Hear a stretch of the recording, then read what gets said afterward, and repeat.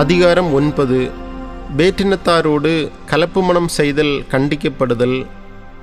இவற்றிற்கு பின்னர் அதிகாரிகள் என்னிடம் வந்து, இஸ்ரேல் மக்களும் குருக்களும் லேவியரும் கானானியர், இத்தியர், பெரிசியர், எபூசியர், அம்மோனியர், மோவாபியர், எகிப்தியர், எமோரியர் ஆகிய நாட்டினரின் வெறுக்கத்தக்க செயல்களிலிருந்து தங்களை காத்து கொள்ளவில்லை. ஏனெனில் அவர்கள் தங்களுக்கும் தங்கள் புதல்வர்களுக்கும் அவர்களுடைய புதல்வியரை மனைவியராக எடுத்து கொண்டார்கள். இவ்வாறு புனித இனம் வேற்று நாட்டு மக்களோடு கலந்துவிட்டது. இந்த பற்றுறுதியின்மைக்கு அதிகாரிகளும் ஆளுநர்களுமே முதற்காரணம் ஆவார்கள் என்று கூறினார்கள். இதை கேட்டவுடன் நான் என் ஆடையையும் மேலுடையையும் கிழித்தேன்.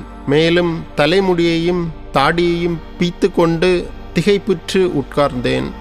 சிறையிருப்பிலிருந்து திரும்பி வந்தவர்களுடைய குற்றத்தின் காரணமாக இஸ்ரேலின் கடவுளுடைய வார்த்தைகளுக்கு அஞ்சிய யாவரும் என்னை சூழ்ந்து நின்றனர்.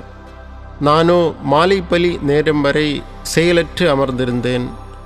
மாலைப்பலி நேரத்தில் எனது நோன்பை முடித்துவிட்டு கிழிந்த ஆடையோடும் மேலுடையோடும் முழந்தாளிட்டு என் கடவுளாகிய ஆண்டவரை நோக்கி கைகளை விரித்து நான் கூறியது: கடவுளே, உம்மை நோக்கி என் முகத்தை திருப்ப வெட்கி நாணுகிறேன். ஏனெனில் எங்கள் பாவங்கள் எங்கள் தலைக்கு மேல் பெருகிவிட்டன. எங்கள் குற்றங்கள் விண்ணை தொட்டு விட்டன. எம் முன்னோர் காலம் முதல் இதுவரை நாங்கள் பெரும் பாவம் செய்துள்ளோம். எங்கள் பாவங்களினால் நாங்களும் எங்கள் அரசர்களும் குருக்களும் வேற்று நாட்டு மன்னர்களின் கைக்கும் வாளுக்கும் சிறையிருப்பிற்கும் கொள்ளைக்கும் வெட்கக்கேட்டுக்கும் ஒப்படைக்கப்பட்டோம். ஆனால் தற்பொழுது சிறிது காலமாய் எம் கடவுளும் ஆண்டவருமாகிய உமது கருணை துலங்கியுள்ளது. எங்களுள் சிலரை எஞ்சியோராக விட்டு வைத்தீர். உமது புனித இடத்தில் எங்களுக்கு சிறிது இடம் தந்தீர். எம் கடவுளாகிய நீர் எம் கண்களுக்கு ஒளி தந்தீர். எமது அடிமைத்தனத்திலிருந்து சற்று விடுதலை அளித்தீர்.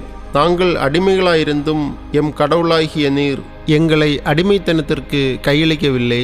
மாறாக நாங்கள் உயிர் பிழைக்கவும் எங்கள் கடவுளின் கோயிலை எழுப்பவும் அதில் பாழடைந்ததை பழுது பார்க்கவும் யோதேயாவிலும் எருசலேமிலும் எமக்கு பாதுகாப்பு அளிக்கவும் பெர்சிய மன்னர்களின் முன் எமக்கு உமது தயை கிடைக்கவும் செய்தருளினீர். ஆயினும் எம் கடவுளே, இவையெல்லாம் நிகழ்ந்த பின்னும் நாங்கள் இப்பொழுது என்ன சொல்ல முடியும்? நாங்கள் உம் கட்டளைகளை புறக்கணித்து விட்டோமே.